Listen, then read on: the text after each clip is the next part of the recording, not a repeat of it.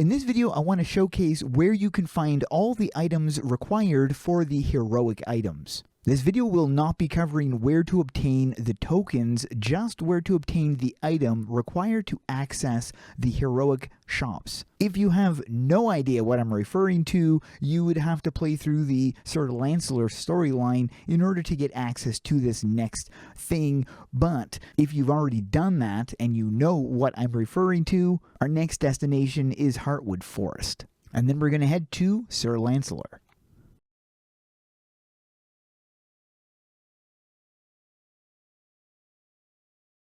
So you're going to see this heroic essence, and in here you're going to have these shops. Now, if you don't see these shops, that's because you don't have the required item to see the shops. In order to see the Blinding Starlight of Destiny shop, you need to have the Blinding Starlight of Destiny in your inventory, and this video will be covering where to obtain each one of the items required to access these shops. Before I cover that, if you guys enjoy this video, do me a favor and tap that like button, smash the subscribe, and hit the notification if you want to stay up to date with all of my content. I also want to mention there are 4 variants of these. So the first of which is the Fallen Light, which is a very nice one. Then you have the light version, the shadow version, and then last but not least, the golden version.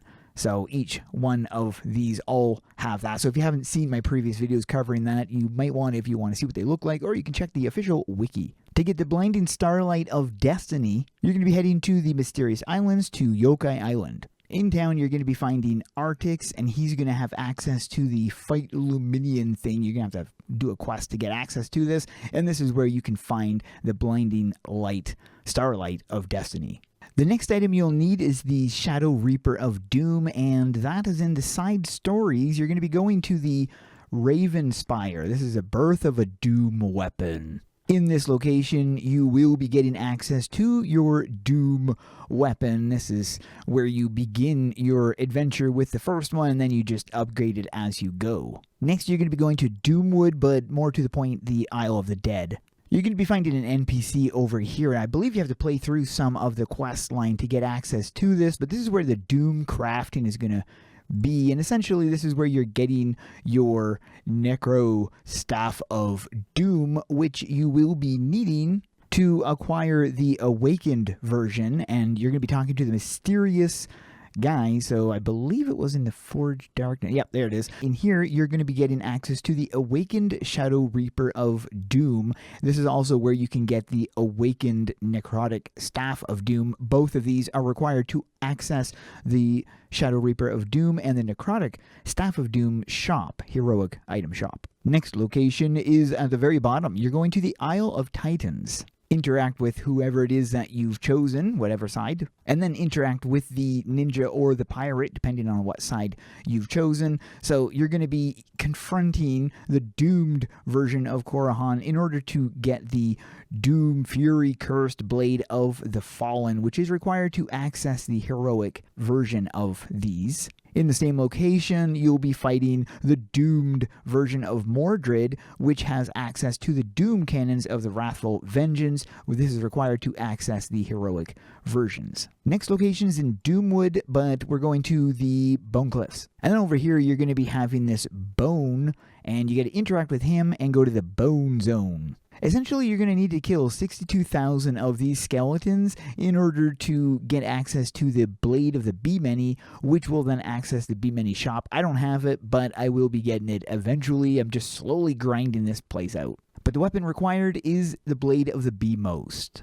Next, we're going to be heading to the Babylon Cemetery. And you're going to be interacting with this individual right here. They'd be telling you some tips on where you can find some keys, which you then would need the keys to access this pedestal. I have a video on this whole thing, so I'll put a link to that in the top right corner. But essentially, you will have to fight the Archer of Death in order to obtain the Death's Bow. Once you have Death's Bow, you're then able to access the heroic variants. Heading back to the Mysterious Islands, you're going down to Heroes Cove. In this location, you're heading into the water and all the way down to this dungeon because you're going to be running this dungeon because you will be wanting the, where is it here? This the vicious harvester of the deep.